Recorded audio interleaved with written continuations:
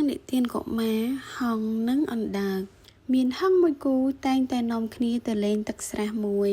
ហើយយកអណ្ដើកធ្វើជាសម្លាញ់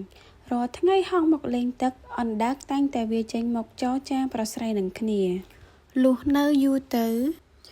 ទឹកស្រះខាស់រីងមិនអាចរស់នៅបាន អណ្ដើកក៏និយាយនឹងហង្សជាមិត្តថា ឱសម្លាញ់អើយ ខ្ញុំរស់នៅក្នុងស្រះនេះតទៀតពុំបានឡើយ ព្រោះគ្មានទឹកសូមសម្លាញ់ជួយគិតខ្ញុំផង ឯហង្សទាំងគូឆ្លើយថា បើអញ្ចឹងយើងនាំបងអណ្ដើកទៅដល់ស្រះឈូកធំមួយឯព្រៃហមពានវិញចុះ ចំពោះការធ្វើដំណើរយើងទាំងពីរជាភ្នាក់ងារនាំបងទៅដោយផ្លូវអាកាស អណ្ដើកបានស្ដាប់ហើយក៏យល់ព្រមតាម ពេលនោះហង្សបានឲ្យអណ្ដើកខាំឈើស្ដែងមួយ ហើយហាមអណ្ដើកថា ចូលសម្លាញ់រក្សាមាត់ឲ្យជិត បើឃើញអ្វីឬបានឮស័ព្ទអ្វីកុំបើកមាត់សួរឬនិយាយឡើយ ការដើរដោយអាកាសនោះក្រលំបាកណាស់ តែភ្លាត់មាត់កាលណាក៏វិនាសក្នុងកាលនោះហើយ ចូលសម្លាញ់ប្រយ័ត្នមាត់ឲ្យមែនតែន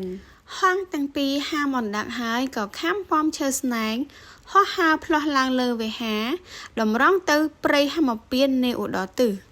លុះមកដល់កណ្ដាលនគរពានសី បណ្ដាក្មេងទាំងឡាយបានឃើញហង្សហើរប៉មនាំអណ្ដើកដូចនេះ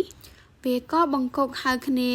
កឹកកង់រំពងឡើងស្រែកប្រាប់ថា វើយគ្នាយើង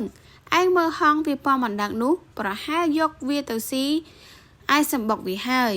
ឯអណ្ដើកបានឮពាក្យកូនក្មេងស្រែកថាដូចនេះក៏ខឹងនឹងកូនក្មេងយ៉ាងខ្លាំង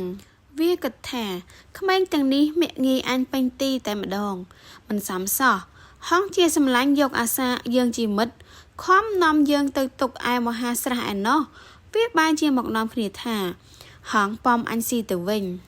អណ្ដើកគិតហើយការទោសសោនឹងពួកក្មេងៗ ក៏ហាមាត់ឡើងនឹងជេរក្មេងៗទាំងនោះ គ្រាន់តែហាមាត់កាលណា វាក៏របូតមាត់ចេញពីឈើស្នែងធ្លាក់ចុះមកដីភ្លាម អណ្ដើកមិនបានស្ដាប់តាមដំបូន្មានសម្លាញ់ទាំងពីរ បណ្ដាលឲ្យជួបគ្រោះមហន្តរាយដល់សេចក្ដីស្លាប់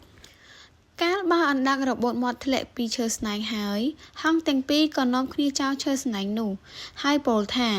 អណ្ដើកអើយ ឯងមិនស្ដាប់តាមយើងហាម ទើបបាននៅក្ដីវិនាសយ៉ាងនេះឯង ថាហើយក៏នាំគ្នាហើរទៅកាន់លំនៅឋាននៃអាត្មា ចប់